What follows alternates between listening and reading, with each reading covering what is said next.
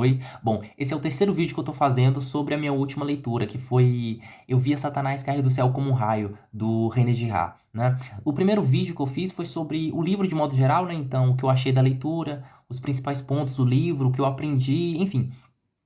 O segundo vídeo foi sobre um capítulo específico do livro que eu achei bem interessante, decidi fazer um vídeo à parte, que foi uma comparação que o autor faz entre um acontecimento na vida do Apolônio de Tiana e a passagem da mulher adúltera na Bíblia Sagrada, em João capítulo 8, né?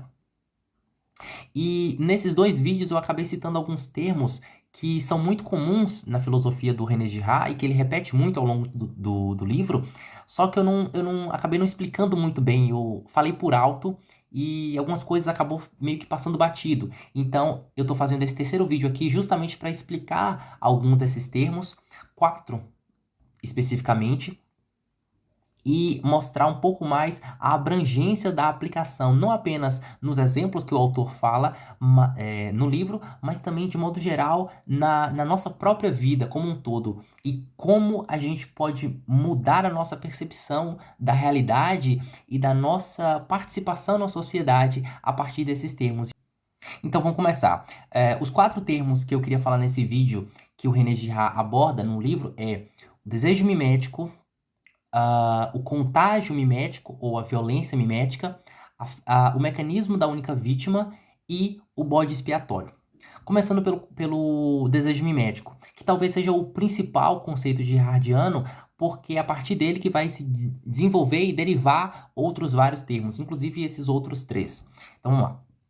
O que é o desejo mimético? Bom, basicamente o desejo mimético é o desejo que surge a partir do mimetismo, ou seja, é o desejo pelo mimetismo, é o desejo pela imitação, é o desejo que surge da necessidade de se tornar parecido com o próximo. Uma coisa interessante que o autor fala no livro é que os desejos, de modo geral, que nós temos, eles não apenas se originam no desejo mimético, como eles são uma representação do desejo mimético, ou seja, todos os nossos desejos, de modo geral, são, de uma certa forma, desejos miméticos. Isso porque são desejos que surgem a partir da necessidade de imitação, da necessidade de se tornar parecido com o próximo. É um desejo que surge a partir do momento que eu vejo o meu próximo tendo algo, ou então desejando algo, e eu faço da posse, ou então do desejo do meu próximo, o meu próprio desejo.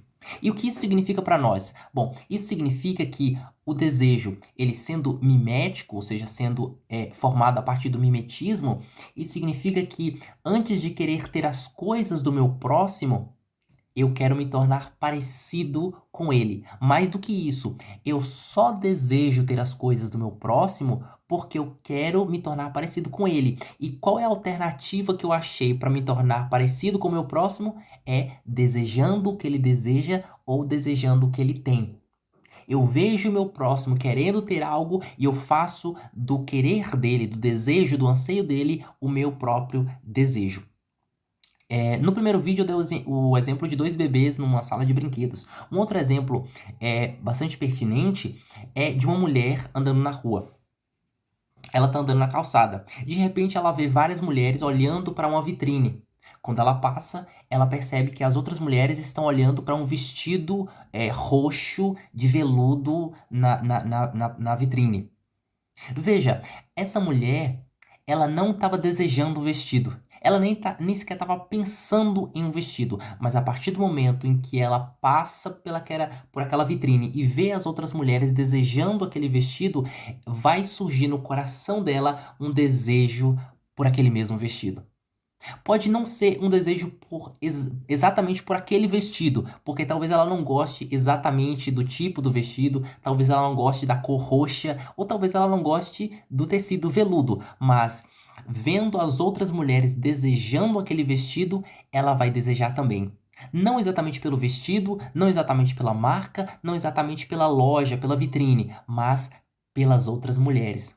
Vendo as outras mulheres, as suas semelhantes, desejando algo, ela faz do desejo das outras pessoas, daquelas mulheres que naquele momento é o próximo dela, ela faz do desejo dessas outras mulheres o seu próprio desejo e passa então a desejar aquele vestido.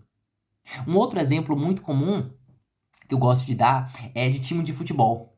Se você perguntar para qualquer jovem, criança ou adolescente, o jovem adulto, enfim, o time de futebol que ele torce, na grande maioria dos casos, o time que esse jovem torce é o mesmo que o time de futebol que o pai dele torce, ou o tio, ou o irmão mais velho. Enfim, o que a maioria da família torce, na maioria dos casos. Coincidência? Com certeza não. Por que isso acontece? Por que nós tendemos a torcer pelo mesmo time de futebol que os nossos pais, que os nossos irmãos mais velhos, primos, tios, avós, enfim. Por quê? Porque quando criança, quando mais jovem, o jovem, ele vai ver o seu pai vibrando, ficando eufórico quando aquele time, por exemplo, de vermelho e preto, no caso, o time do Flamengo, né? Faz um gol. Ele fica torcendo para esse time do Flamengo, esse time de vermelho e preto ganhar. Quando o pai compra uma camisa para o jovem, ele compra justamente uma camisa vermelha e preta do Flamengo. Quando ele compra um carro, ele coloca um adesivo do Flamengo no para-brisa do carro. Quando esse pai leva o filho para passear, eles passam num bar ou num mercadinho, ou em qualquer lugar, eles sentam e começam a assistir o jogo do Flamengo. Então, essa criança, ela vai olhar para o pai dela e vai ver o pai dela ficando feliz quando o time de vermelho e preto ganha. Ficando eufórica quando esse time de vermelho e preto, Flamengo, faz gol. Ela vai ver o desejo do pai e vai fazer do desejo do seu pai o seu próprio desejo. Ela vai absorver para si o desejo do seu pai. Ou seja, é o desejo mimético entrando em ação. Ela vai fazer um processo de mimetismo, ainda que ela não perceba, mas ela vai se tornar parecida com o seu pai, com seu irmão mais velho, desejando o que ele deseja. E o que ele deseja? Que aquele time de vermelho e preto, o Flamengo, ganhe, faça gol, seja vitorioso. Então ele vai fazer desse desejo o seu próprio desejo. E assim, o desejo mimético fez com que esse jovem se tornasse flamenguista, assim como o seu pai, assim como o seu irmão mais velho. Tem a questão que o Flamengo também é o melhor time do Brasil, né? Mas isso é outra história. Mas enfim, o pai, o irmão mais velho, o tio ou o avô serviu para esse jovem, para esse adolescente, como um modelo na qual ele pôde se espelhar e absorver para si, como fazendo do desejo deles o seu próprio desejo. E não é à toa que o René Girard usa justamente essa palavra, né? Modelo para designar a pessoa, o próximo, para o qual eu aponto, eu direciono o meu desejo mimético, o meu vizinho, o meu próximo, enfim. Por quê? Porque eu vou fazer do desejo do meu próximo o meu próprio desejo. Eu vou fazer do que das posses do meu próximo o meu objeto de desejo. Eu vou usar ele como modelo, como ponto ideal para o qual o meu desejo deve se firmar, deve se apontar. Bom, e a partir disso, né, a partir do desejo mimético, surge um outro termo, que é o que eu vou falar aqui, que é o do contágio mimético, ou talvez a violência mimética, né? E o que seria o contágio mimético? Bom, o contágio mimético seria uma espécie de bola de neve de desejo mimético. É uma relação onde as pessoas vão desejar as coisas umas das outras e de forma descontrolada isso causaria uma espécie de contágio. Isso iria se alastrar por toda a comunidade. Como se fosse, de fato, o contágio de uma doença, né? Onde uma pessoa passa para duas, duas passa para quatro e assim sucessivamente. Um exemplo que o autor dá para falar sobre o contágio mimético é na passagem que o apóstolo Pedro nega Jesus 3 vezes, né? Pouco antes da crucificação. Ali no meio da multidão, sozinho, Pedro, acuado, sendo perguntado pelas pessoas se ele era de fato discípulo e seguidor de Jesus ou não, ele acaba recuando. Ele acaba mentindo para as pessoas e para si mesmo.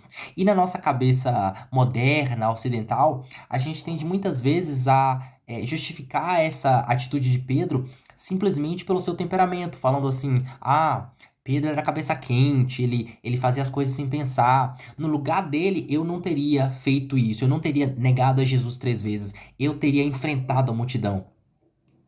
Mas essa não é a leitura correta dessa cena. O que o autor vai falar é que naquele momento, a população estava mergulhada no contágio mimético. Todas as pessoas estavam unidas em um único desejo, em torno de um único desejo. Qual era esse desejo? O desejo de prender, de punir a Jesus e a todos os que seguiam ele. Então, naquele momento, cercado por pessoas que não conheciam a Jesus, que não seguiam a Jesus, que não acreditavam em Jesus, Pedro viu como única alternativa para sobreviver, não foi nem para obter algum outro tipo de benefício ou lucro, mas para sobreviver, abaixar a cabeça, dar um passo para trás nas suas convicções, mentir para si mesmo e abraçar o desejo mimético, ou então se submeter a ele. Pedro, então, se diminui, ele diminui a si mesmo frente ao desejo mimético, ou melhor, ao contágio mimético daquela população. Ele é subjugado por esse mesmo contágio mimético. Como uma forma de sobreviver, Pedro é absorvido pela multidão. Ele passa a fazer parte dela. Ele passa a ser mais um dos que não tinham nenhuma parte com Jesus de Nazaré. O terceiro termo que eu queria falar aqui, que é usado pelo René Girard, é o do mecanismo da única vítima. E o que seria isso? Bom, basicamente seria um estratagema, uma estratégia, né, um mecanismo usado para reverter os problemas que seriam gerados, em última análise, pelo contágio mimético. Ou seja, uma comunidade, uma sociedade regida pelo contágio mimético, né, onde as pessoas, de maneira desenfreada, desejam as coisas umas das outras, desejam de forma mimética, né, as posses e os desejos umas das outras, isso levaria ao colapso interno dessa própria sociedade, dessa mesma sociedade. Por quê? Porque não havendo um freio, não havendo um limite, chegaria um ponto em que as pessoas cometeriam crimes para saciar os seus desejos, para obter o que elas anseiam. Um exemplo. Imagina uma pessoa andando na rua à noite com um celular, um iPhone de última geração. Uma outra pessoa vê essa pessoa com o iPhone. E a partir do momento que ela vê esse iPhone, ela vai se lembrar das pessoas que ela conhece, das pessoas que ela já viu, das pessoas que ela já interagiu. E ela vai se lembrar que essas pessoas desejam esse iPhone. Ela vai se lembrar que aquele iPhone de última geração é um objeto de desejo, de fascínio de muitas pessoas. Ele vai se lembrar de que pessoas trabalham meses e até mesmo anos para ter um celular daquele que custa vários milhares de reais. Ou seja, se lembrando dessas pessoas que desejam tanto ter um iPhone e de última geração, enfim, ele vai fazer do desejo dessas pessoas o seu próprio desejo. Seja as pessoas que ele conheceu, seja as pessoas que ele interagiu, ou talvez até mesmo uma propaganda que ele viu na televisão ou na internet de um iPhone de última geração. Enfim, o mais importante ele vai fazer do desejo do próximo o seu próprio desejo. Então ele vai querer ter aquele iPhone. E não tendo nada que o limite, ele vai ser capaz de cometer um crime para obter aquele iPhone. Enfim, esse é um caso isolado, mas de modo geral, de maneira contagiosa, né, como um contágio mimético, isso levaria ao colapso interno de uma comunidade, de uma sociedade. Isso porque as pessoas desejando as coisas umas das outras, isso iria acabar criando um conjunto de guerras, de pequenas guerras, de vizinho contra vizinho, pai contra filho, irmão contra irmão. O autor fala que isso seria, no fim das contas, uma guerra de todos contra todos. E aí é uma referência ao Leviatã, do Thomas Hobbes, né? E como evitar esse problema, essa guerra de todos contra todos? Irmãos que brigam por uma casa, pais que brigam pela guarda do filho, vizinhos que brigam por um carro, por uma posse. Enfim, como evitar essa guerra de todos contra todos? A partir do mecanismo da única vítima. Ou seja, o mecanismo da única vítima não serve para acabar com a violência. Na verdade, ele simplesmente a desvia, canaliza para um outro ponto, leva para uma outra direção. O que seria a guerra de todos contra todos acaba se tornando uma guerra de todos contra um. Esse é fundamentalmente a função, a proposta do mecanismo da única vítima. Para que ele serve? Para converter, para mudar a guerra, o que seria, né, em última análise, a guerra de todos contra todos, numa guerra de todos contra um. E isso porque, numa situação em que é necessário escolher entre um mal terrível e um mal menor, é sempre preferível escolher pelo mal menor. Isso porque vai afetar uma quantidade menor de pessoas, né? Isso porque, numa situação em que é necessário escolher entre um mal terrível e um mal menor, é sempre preferível escolher o mal menor. Isso porque vai afetar uma quantidade menor de pessoas, não é? Então, entre ameaçar toda uma comunidade, toda uma sociedade e punir apenas uma pequena quantidade ou então uma única pessoa, é preferível punir essa única pessoa ou então esse pequeno grupo e manter todo o restante a salvo. Como aquele exemplo do trem que é comum em experimentos de ética, enfim. E esse conceito é muito explorado na cultura, no entretenimento, em filmes e séries. Por exemplo, em Vingadores Guerra Infinita, o vilão Thanos, ele se vê numa situação em que ele tem que escolher entre arriscar toda a vida no universo e eliminar apenas metade, 50%. O que ele faz? Ele estala os dedos e mata 50% da vida no universo para salvar a outra metade.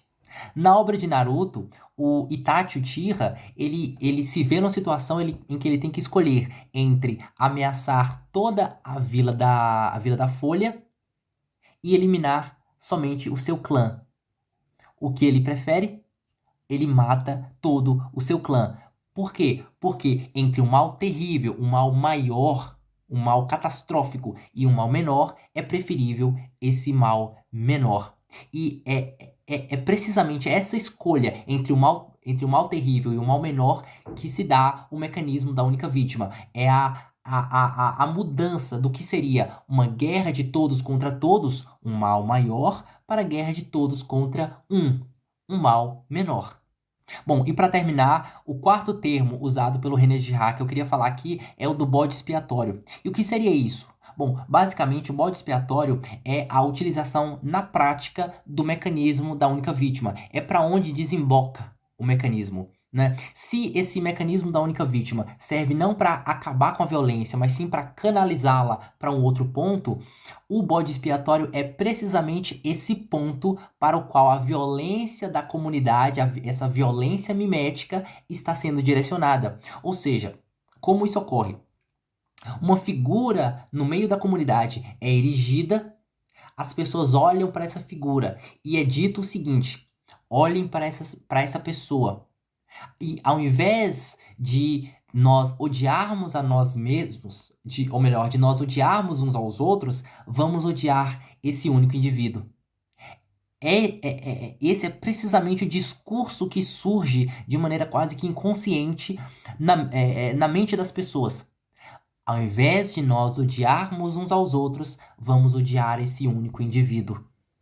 Por quê? Porque ele é mais do que um simples inimigo da pessoa A ou B. Ele é o inimigo da nação. Ele é o inimigo comum a todos nós. Ele é o nosso inimigo. Então, vamos nos unir, ao menos por hora, para acabar com esse grande mal, com esse grande inimigo. No primeiro vídeo, eu dei o exemplo do time de futebol, né? Então, por exemplo, quando o time está indo muito mal, está perdendo vários jogos, perdendo vários campeonatos, o que normalmente acontece? Os jogadores são demitidos, o dono do time perde o seu salário, ou a torcida é banida de alguma forma? Não. Por quê? Porque tudo isso geraria vários problemas. Quebra de contrato, o dono do time não ia querer perder dinheiro, a torcida também não ia ser banida, porque isso eles acabariam perdendo dinheiro, enfim. O que normalmente acontece quando o time vai mal? O técnico geralmente é demitido. E ocorre um anúncio oficial, um anúncio público.